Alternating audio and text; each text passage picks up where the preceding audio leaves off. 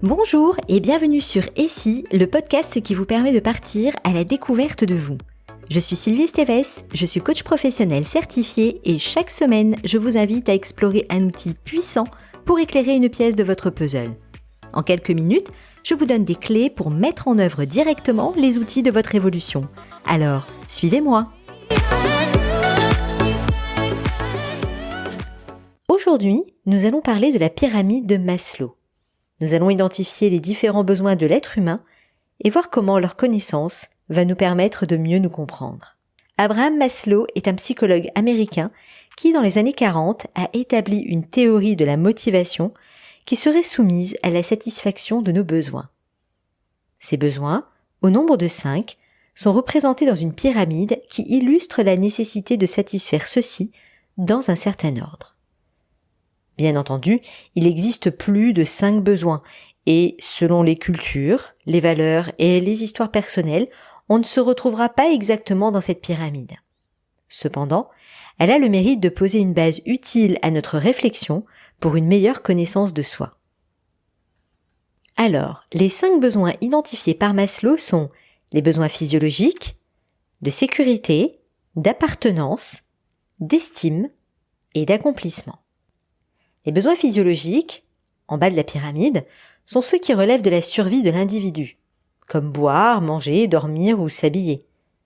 Si l'on ramène cela à notre société, ça peut se traduire par avoir un emploi qui me permet de subvenir à ces besoins. Il s'agit donc de besoins incontournables pour tout individu dans notre environnement. Il est difficile de satisfaire d'autres besoins quand ceux-là ne le sont pas. C'est ce qui explique leur place à la base de la pyramide. Voyons maintenant les besoins de sécurité. Il s'agit ici de notre sécurité physique et morale.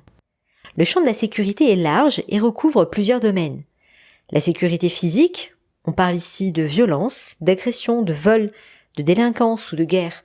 Cela touche bien souvent à notre lieu de vie. D'ailleurs, la sécurité de votre logement, un endroit fiable, solide, qui assure toutes les fonctions qu'on peut en attendre, un lieu qui ne met pas en péril votre santé. La sécurité financière, des ressources ou des revenus qui sont suffisants et pérennes pour subvenir à nos besoins. Et enfin, la sécurité émotionnelle, à savoir à être entouré de personnes qui nous aiment et de notre famille. Les besoins d'appartenance, eux, viennent nous parler de notre besoin de relation, de lien et d'amour. Il est question ici d'être accepté, être aimé et aimé en retour et partager un certain niveau d'intimité variable selon les individus. Il s'agit aussi d'avoir des amis, des personnes à qui on peut se confier, sur lesquelles on peut compter et avec qui on peut partager des choses. Et enfin, c'est aussi faire partie d'un groupe. Il peut s'agir de différents groupes dans des sphères variées, comme la famille, les relations professionnelles ou liées à des passions. Les besoins d'estime viennent nous parler de notre besoin de considération, celle que l'on s'accorde et celle que les autres nous concèdent.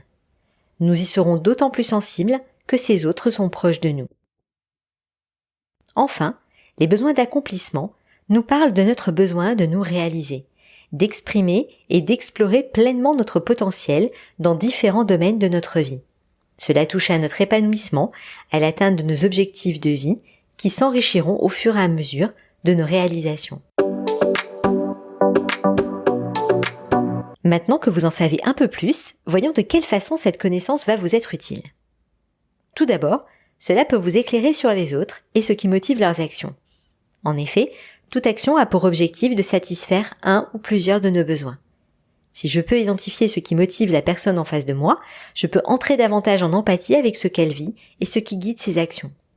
Cela peut être utile dans tous les domaines de votre vie, au bureau comme à la maison. Cela vous permet de remettre du sens dans les actions de ceux qui vous entourent et d'accueillir que leur motivation n'est pas la même que la vôtre. Prenons un exemple de la vie de famille. Votre ado de 14 ans est plus préoccupé par sa vie sociale, ses rêves, et investit pas mal d'énergie pour satisfaire ses besoins supérieurs dans la pyramide. De votre côté, en tant que parent, vous avez une vigilance accrue sur ses résultats scolaires et son orientation future, pensant à son avenir pour assurer ses besoins de base, à savoir physiologiques et potentiellement aussi sécuritaires. Résultat, la communication entre vous peut être difficile, car votre attention est mobilisée sur des besoins qui ne sont pas ceux de votre enfant à ce moment-là.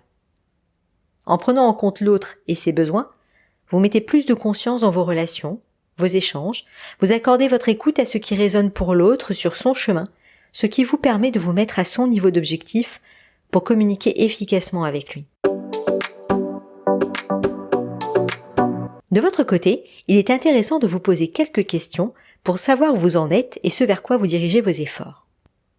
En vous situant sur la pyramide pour chacun des domaines de votre vie, vous pouvez conscientiser les étapes suivantes et ainsi déterminer vos plans d'action pour atteindre de nouveaux objectifs et aller vers votre plein épanouissement.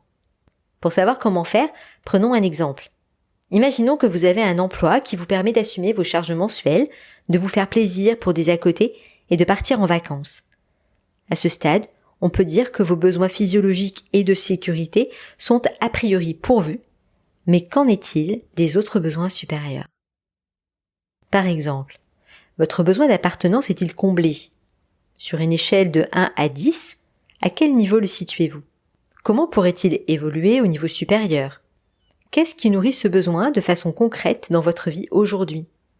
Est-ce le cas dans tous les domaines de votre vie?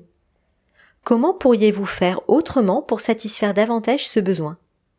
Comment pouvez-vous vous assurer de ne pas le perdre de vue?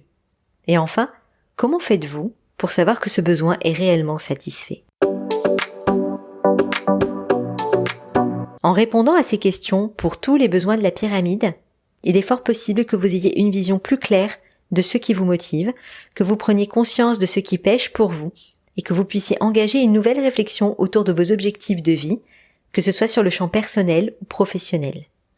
Pour faciliter votre travail de découverte, je vous invite à vous munir d'un carnet pour y consigner vos réponses à chaque question et à venir l'enrichir au fur et à mesure de votre avancée. Il est fort probable que vous n'ayez pas toutes les réponses, et c'est normal, rassurez-vous. Le temps est votre allié dans ce chemin de découverte de soi, aussi accueillez-le avec bienveillance. Si cet épisode vous a plu, je vous invite à me suivre dès la semaine prochaine pour découvrir une nouvelle facette de votre puzzle.